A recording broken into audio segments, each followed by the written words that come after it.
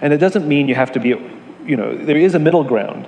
But I always think that the easiest thing to do for any company is to help people be their best versions of themselves, to help them be human. I hate this concept of soft skills.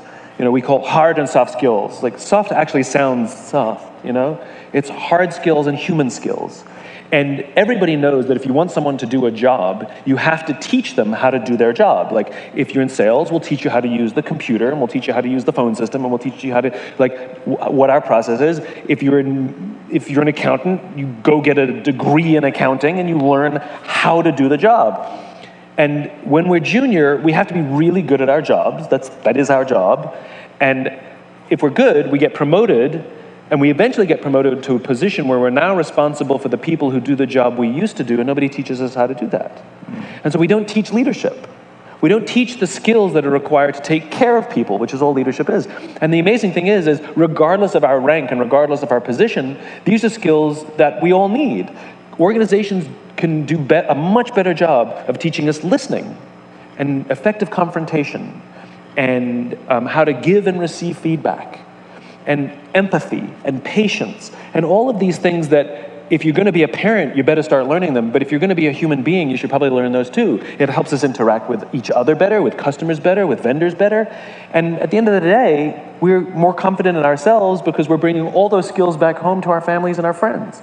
And the best part about it is when an organization gives that kind of education and teaching and training to their people, the net benefit is people feel like the company cares about them as individuals, not as simply somebody who fills a job function.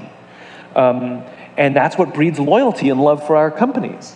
It's so common sense. And it doesn't actually require a lot of money either. You can do these things for a shoestring budget or sometimes even for free.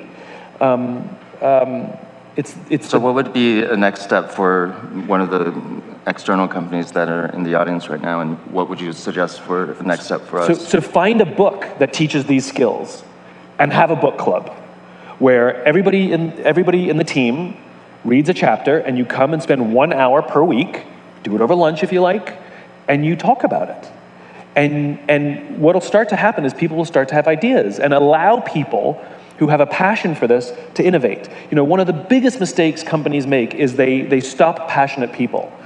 Somebody comes and goes, I love leadership. I've read all these books. I've seen all these TED Talks. I've studied all these companies. I would love for our company to build a leadership training program. I will totally volunteer to do it. They go, oh, fantastic. What we really need you to do is develop this training program because you're so good at developing training programs.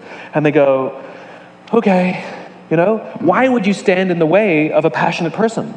Because the great thing about passionate people is not only will they do all the work because they want to and they're learning, but if it doesn't work so well the first time, which it probably won't, they're passionate, which means they'll try again and again, and they'll get all the kinks out and they'll figure it out.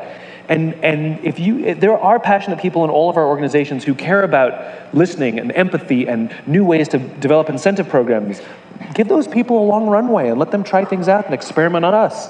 And we don't have to force anybody to do it. We can ask for volunteers. Who wants to be the first to go through their training program?